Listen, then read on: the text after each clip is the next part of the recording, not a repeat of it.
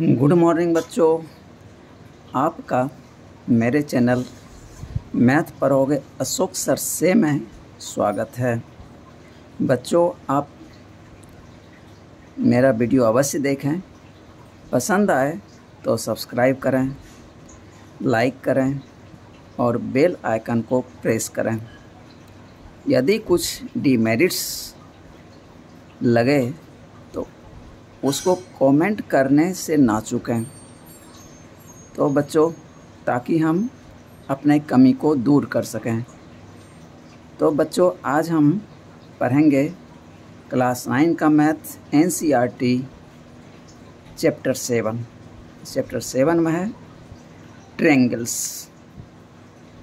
Triangles पढ़ना है तो पहले इसका डेफिनेशन देखते हैं। एक closed figure formed by 3 intersecting lines is called a triangle। कहता है एक क्लोज्ड फिगर है, जैसे ABC, देखिए ये क्या है, एक क्लोज्ड फिगर है। और ये देखिए 3 लाइन से ये घिरा हुआ फिगर है, तो इसे हम बोलेंगे ट्रायंगल। दरअसल ट्रायंगल जो बना है, ट्री मीन्स 3 होता है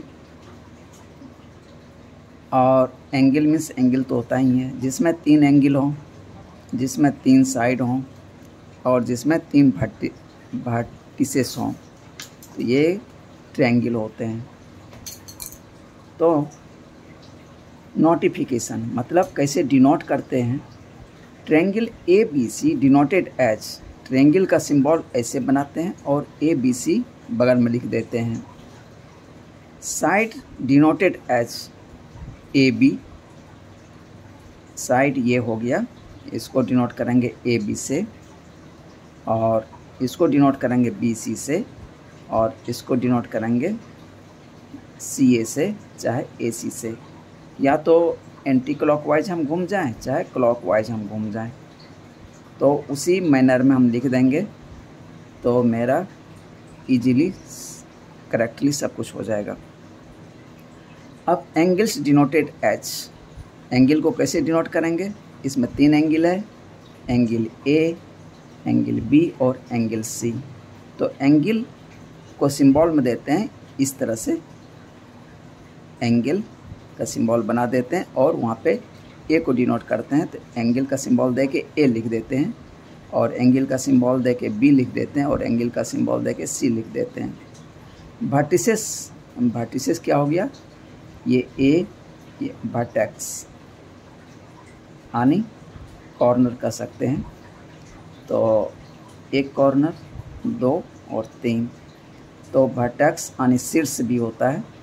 तो vertex denoted as ABC, directly इसमें कोई और सिंबल नहीं लगाना होता है, A, B और C लिख देते हैं।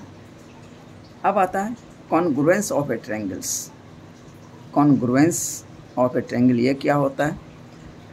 2 ट्रायंगल्स, यानी जैसे ट्रायंगल का सिंबल बनाया S लगा दिया, इसका मतलब ट्रायंगल्स हो गया, यानी ट्रायंगल का प्लूरल फॉर्म। तो 2 ट्रायंगल्स आर कॉन्ग्रुएंट, कहता है 2 ट्रायंगल क्या होंगे, कॉन्ग्रुएंट होंगे। If they are equal in all respect, यदि दोनों ही ट्रायंगल सभी रिस्पेक्ट में बराबर हों, और whose shape and sizes are both the same, और या दोनों का 2 ट्रायंगल है, दोनों का शेप एंड साइज एकदम सेम हो, तो दोनों ही ट्रायंगल एक दूसरे का क्या होगा, कॉन्ग्रुएंट होगा। तो इसको ऐसे समझें, ABC एक ट्रायंगल है, PQR दूसरा ट्रायंगल है। इसमें से एक ट्रायंगल को उठा के दूसरे पर रख दीजिए, और यदि वो पूरी तरह एक दूसरे को कवर कर ले, तो इसका मतलब है एक ट्रायंगल जो है दूसरे का कॉन्ग्रुएंट है।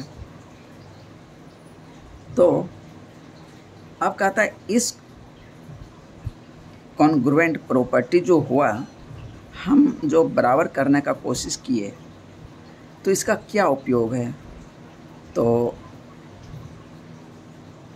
डेली लाइफ में इसका बहुत उपयोग है। जहाँ भी हम आइडेंटिकल चीज़ देखते हैं, किसी कंपनी में एक ही तरह की कार बनती है, उसका डिज़ाइन सेम होता है, मशीन का डिज़ाइन उसका सेम होता है, लेंथ ब्रेड्थ सब कुछ सेम होता है, तो वो चीज़ हमें एक जैसी लगती है और उसकी फिटिंग हो जाती है इजीली।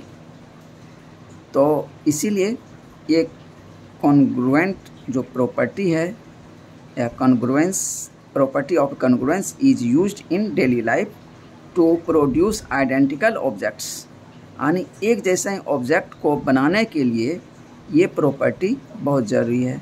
इनटू कंपनी में प्राय इसका उपयोग होता है। इसे हम लोग भी उपयोग करते हैं, जैसे आइसक्रीम वगैरह खाते हैं तो उसका शेप एंड साइज़ कभी कॉनिकल आप लोग देखे होंगे, खाते होंगे, तो कभी कॉनिकल मिलता है, बच्चे बड़े चाव से खाते हैं उसको, सभी एक जैसे लगते हैं, तो वो सब भी इसी प्रॉपर्टी का उपयोग करके बनाया जाता है।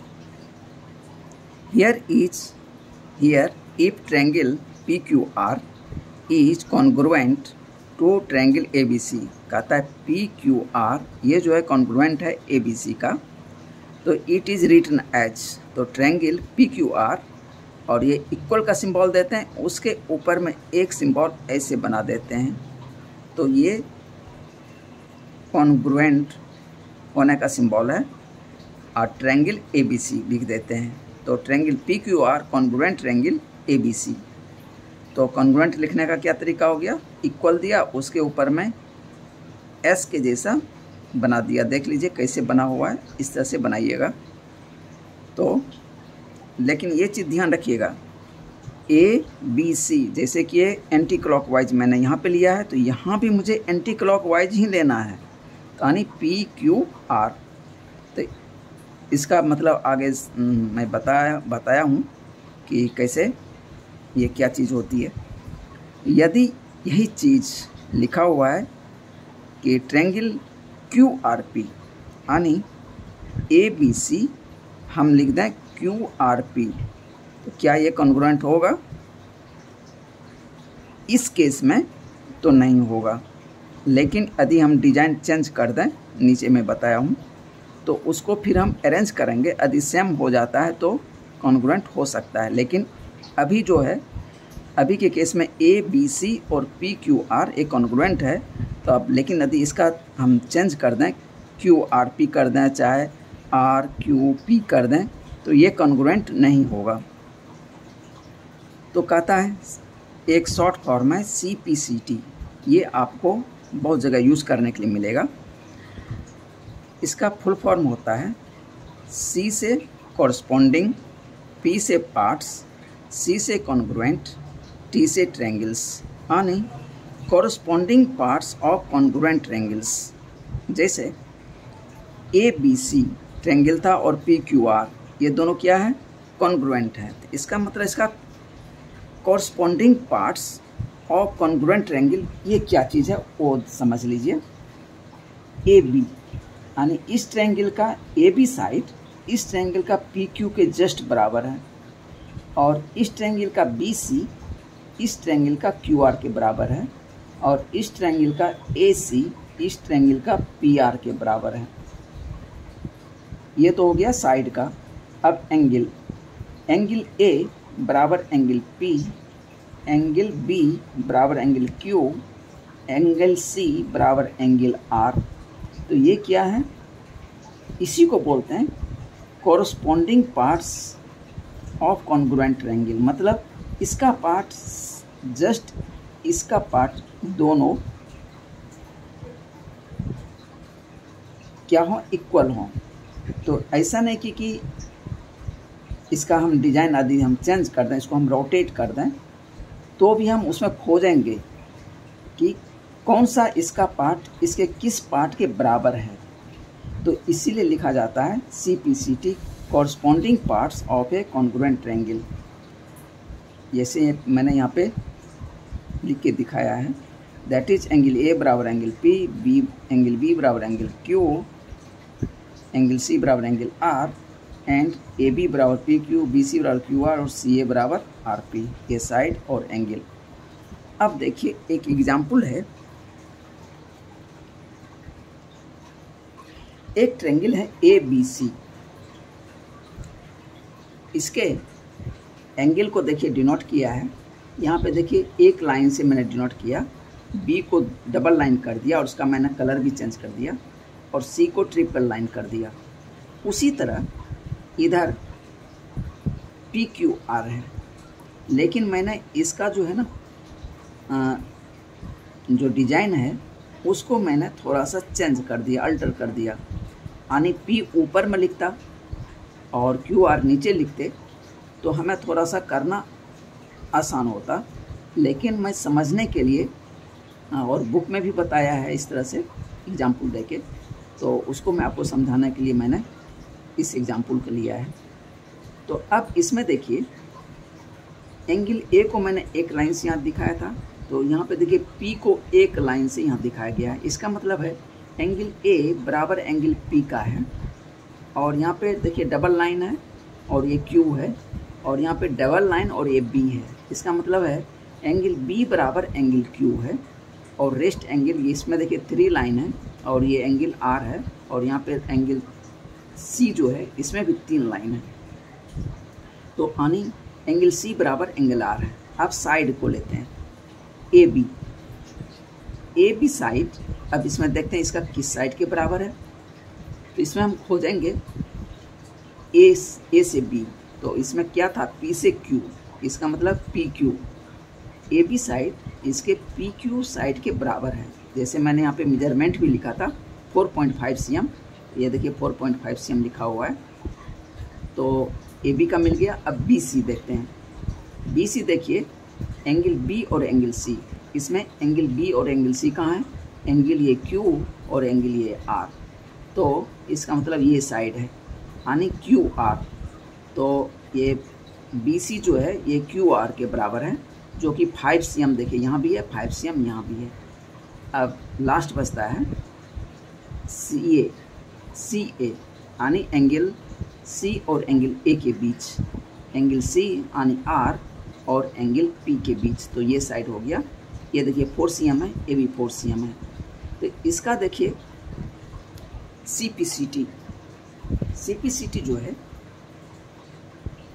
तो ये तो फॉर्मेट जस्ट यही आ गया, लेकिन मैंने इसको इससे रिवर्स कर दिया था। तो अब हम सोचेंगे कि इसी के जैसा हम बनाएं, तो इस ट्रायंगल को हम थोड़ा सा रोटेट कर दें, तो ये P ऊपर चला जाएगा, Q इधर आ जाएगा, R इधर आ जाएगा। तो मुझे फिर CPCT से corresponding parts of congruent triangle easy पड़ जाएगा। ये पार्ट इसके इस तरफ जो ऐसे में इस तरफ जो आएगा वो इसके इस पार्ट का ये नीचे आ जाएगा, तो नीचे वाला नीचे के साइड और इस साइड वाला इस साइड के बराबर हो जाएगा।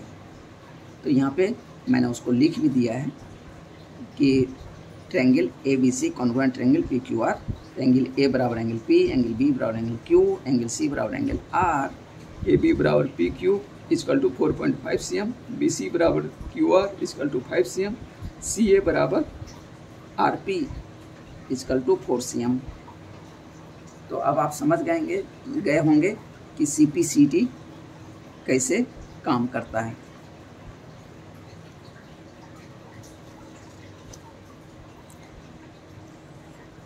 आगे है criteria for congruence of A triangle.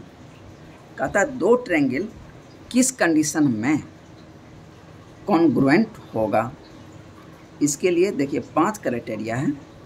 SAS congruence rule, ASA congruence rule, AAS congruence rule, SSS congruence rule, RHS congruence rule.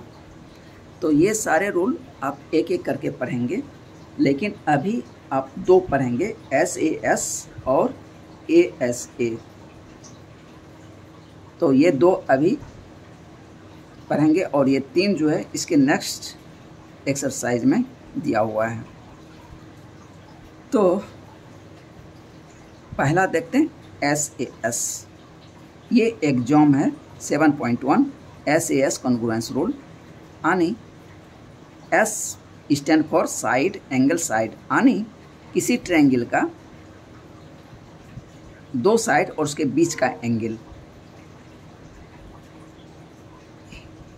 और दूसरे ट्रायंगल का कॉरस्पॉन्डिंग साइड और वो बीच का एंगल यदि बराबर हो तो दोनों ट्रायंगल क्या होंगे, कॉन्ग्रुएंस होंगे।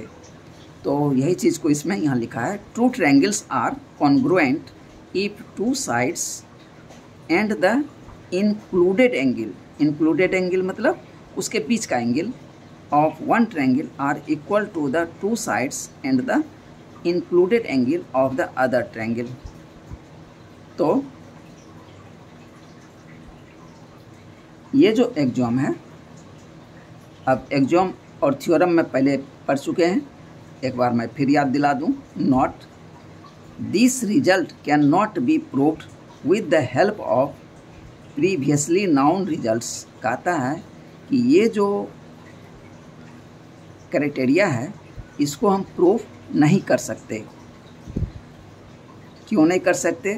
क्योंकि पहले जो भी रिजल्ट हमें पता था उसके आधार पे इसको हम प्रूफ नहीं कर सकते, लेकिन ये सत्य है।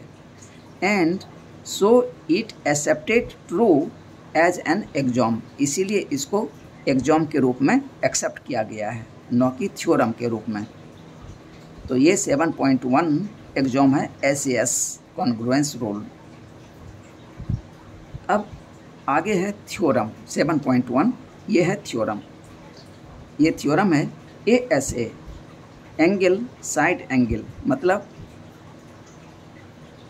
एक ट्रायंगल का एक एंगल और उसके बाद साइड, फिर उसके बाद जो एंगल बना है, यानी दो एंगल और उसके बीच का साइड, और दूसरे ट्रायंगल का सेम दो एंगल उसके बीच का साइड यदि बराबर हो जाए तो दोनों ट्रायंगल क्या होंगे, कॉन्ग्रुएंट होंगे।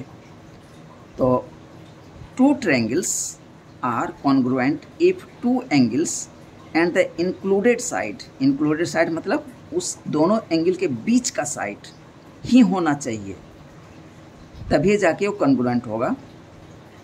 Of one triangle are equal to two angles and the included side of the other triangle. अब इसको प्रूफ कैसे करेंगे? ये थ्योरम है और ये दिया हुआ है, इसलिए इसके क्वेश्चन में आने के चांस बहुत ज़्यादा हैं। Proof here given two triangles ABC and DEF। यहाँ पे ABC और DEF दो ट्रायंगल्स दिया हुआ है, इन विच जिसमें दिया है दो एंगल, इसमें तो थ्योरम में ही कहा गया दो एंगल, एक एंगल ये दूसरा एंगल ये, और उसके बीच का साइड कॉरस्पॉन्डिंग दूसरा ट्रायंगल जो है उसका एंगल, दो एंगल, एक एंगल ये दूसरा एंगल ये और उसके बीच का साइड इक्वल है। तो एंगल B, ये एंगल B बराबर एंगल E। देखिए मैंने इसको एक लाइन से दिखाया है और दूसरा एंगल जो है दो लाइन से, तो इसमें भी कॉरस्पॉन्डिंग जो है डबल लाइन से मैंने इसको दिखा दिया। तो एंगल C बराबर एंगल F और BC उसके बीच का साइड, यानी BC बराबर EF। Then prove that triangle ABC congruent triangle DEF। तो मुझे ये प्रूफ करना है। तो for proving the congruence of the two triangles there are 3 cases arise. तो यहाँ पे 3 केस उत्पन्न हो रहा है और उस तीनों केस को देखना पड़ेगा।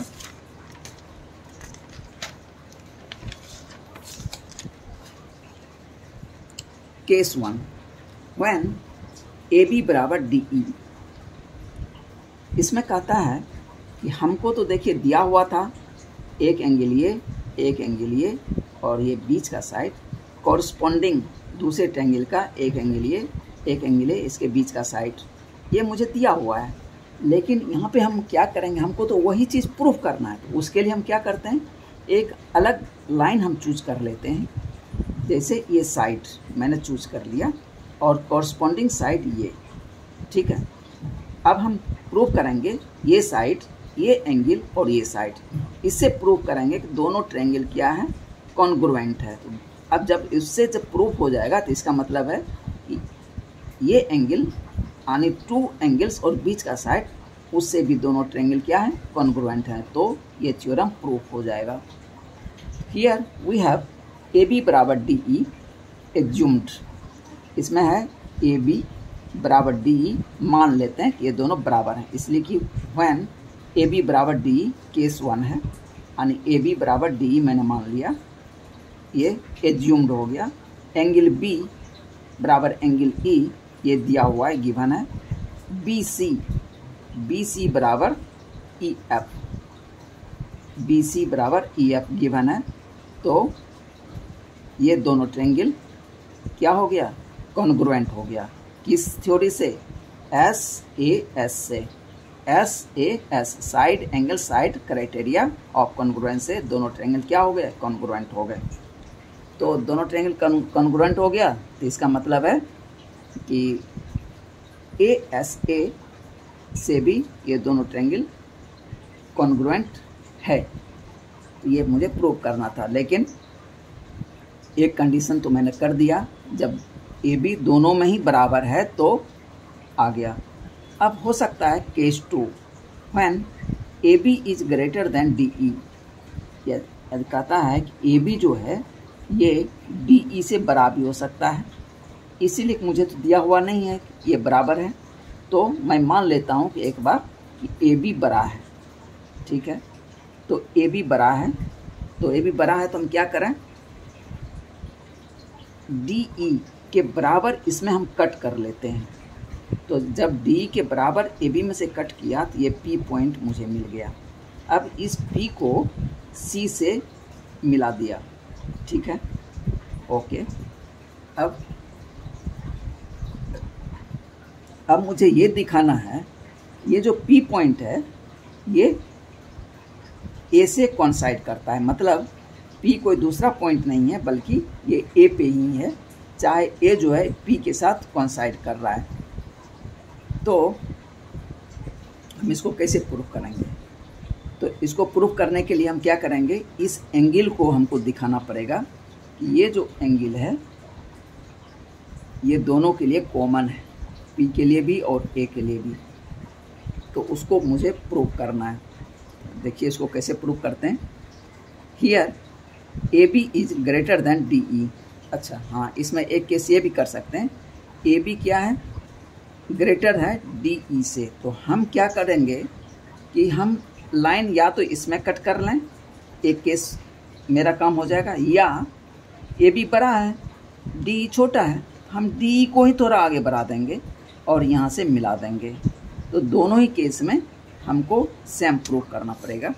जैसे कि मैंने इसका एक ये खींच रखा है, ए बी बड़ा है तो मैंने डी छोटा है, तो डी ई को मैंने थोड़ा बढ़ा दिया, तो अब ये दोनों बराबर हो गया। और बाद में ये प्रूफ हम कर देंगे, डी जो है ये जो पी के साथ जो बढ़ाया है, ये पी पॉइंट मैंने लिया है, तो पी और डी दोनों कोइंसाइड कर रहा है। तो यही चीज़ इसमें भी अंदर कट किए हैं, इसमें वही दिखाएंगे और इसमें भी वही दिखाएंगे। तो कहता है A B greater than D E, A B जो है डी ई से बड़ा है, so we can take a point P on A B such that A B बराबर डी ई, ताकि A B such that P B बराबर D E. अब जो है ए बी बड़ा है तो डी ई के बराबर ए बी पे मैंने कट कर लिया, जो कि पी पॉइंट है, ओके। अब पी बी बराबर हो गया डी ई का। अब इससे हम देखते हैं, तो now in triangle P B C, now in triangle P B C and triangle D E F, P B बराबर डी ई, पी बी बराबर डी ई बाय कंस्ट्रक्शन, इसलिए कि इसको हमने अभी कंस्ट्रक्ट किया है। और एंगल बी बराबर एंगल ई, एंगल ये बी बराबर एंगल ई, ये क्या है, दिया हुआ था जो शुरू में ही क्वेश्चन में दिया है। और बी सी, और ये जो बेस का एंगल है, बेस का जो साइड है बी सी बराबर ई एफ, ये भी दिया हुआ है। तो एस ए एस से दोनों ट्रायंगल क्या हो गया, कॉन्ग्रुएंट हो गया। सो ट्रायंगल PBC, तो ये ट्रायंगल, ये जो कंस्ट्रक्ट किया है ये ट्रायंगल कॉन्ग्रुएंट हो गया इसके ट्रायंगल DEF के by SAS axiom of congruence. Since the triangles are congruent their corresponding parts will be equal. कहता है कि ये ट्रायंगल और ये ट्रायंगल क्या हो गया, कॉन्ग्रुएंट हो गया, तो इसके कॉरस्पॉन्डिंग पार्ट जो होंगे वो इक्वल होंगे। यानी BC बराबर EF, ये तो दिया हुआ ही है, एंगल B एंगल E दिया हुआ है, एंगल C बराबर एंगल F, ये भी दिया हुआ है। तो अब देखते हैं। So angle PCB, angle PC और B, ये जो छोटा एंगल है बराबर एंगल DFE, बराबर एंगल DFE, ये इसको 1 मान लेते हैं, ठीक है। अब फिर but we are given that angle ACB, angle AC और B बराबर क्या दिया हुआ था, DFE, बराबर एंगल DFE। अब देखिए DFE यहाँ भी है, DFE यहाँ भी है, यानी इस एंगल के बराबर ये जो छोटा ट्रायंगल बना था इसका भी एंगल बराबर है इसका, और ये जो पहले का जो दिया हुआ था वो भी इसी के बराबर है। इसका मतलब है कि ये तो कॉमन हो गया, यानी ये जस्ट कुछ पिछले चैप्टर में हम लोगों ने पढ़ा, ये इसके बराबर और ये भी इसके बराबर, तो ये इसके बराबर है। तो वही चीज़ यहाँ पे है। तो ये छोटा बड़ा ट्रायंगल इसके बराबर, ये बराबर ट्रायंगल भी इसके बराबर, तो इसका मतलब ये छोटा और बड़ा जो है ये दोनों ये बराबर ही है। यही चीज़ मुझे यहाँ दिखाना था। तो इसमें DFE दोनों में कॉमन है, तो फ्रॉम 1 and 2 वी गेट, तो क्या देखेंगे, ACB बराबर PCB, ACB बराबर PCB, यानी ACB बराबर PCB, मतलब ये एंगल जो है बराबर ही है। तो इसका मतलब क्या हुआ कि P पॉइंट जो है A पे कोइंसाइड कर रहा है। ये जो मेरा कंजम्पशन था ये रॉन्ग था। तो हम इसको यदि ऐसे न समझ पाएँ तो हम एंगल का जो रिलेशन है 1 और 2, एक में से दूसरे को माइनस कर दीजिए, तो ये एंगल DFE इसमें भी है इसमें भी है, दोनों माइनस होके 0 हो जाएगा, और ये हो जाएगा ACB माइनस PCB बराबर 0। तो एंगल ACB बराबर एंगल PCB आप वैसे भी निकाल सकते हैं बाय सब्ट्रैक्ट करके।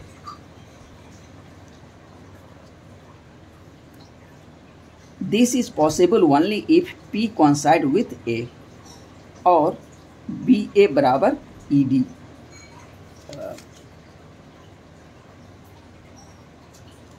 BA यानी BA बराबर ED। तो लेकिन पहले मैंने क्या माना था कि एक साइड बड़ा है। So triangle ABC congruent triangle DEF by SAS axiom.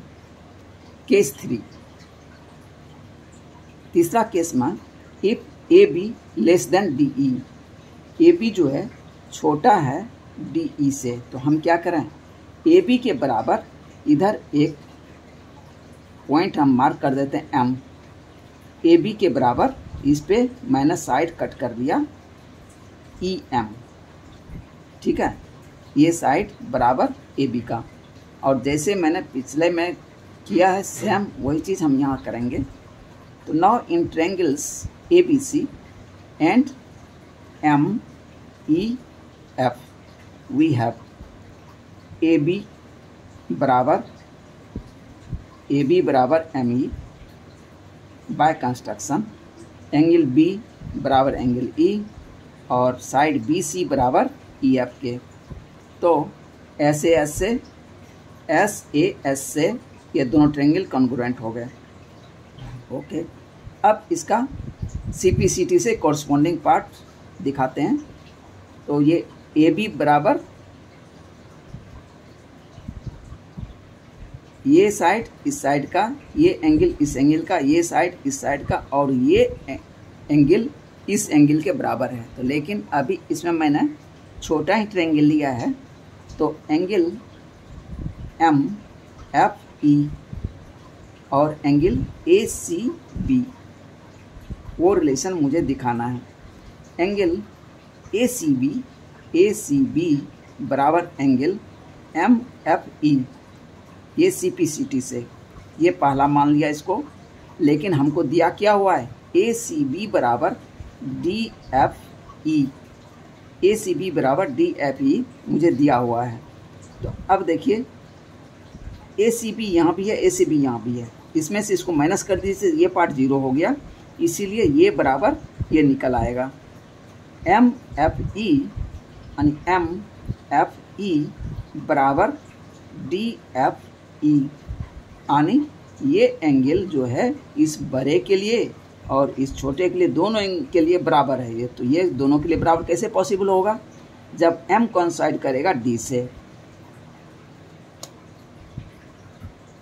तो जब ये कोइंसाइड कर जाएगा, इसका मतलब है कि ये साइड और ये साइड बराबर ही था। मेरा कंजम्पशन जो था कि AB जो है छोटा है, वो छोटा नहीं है, वो बराबर ही है।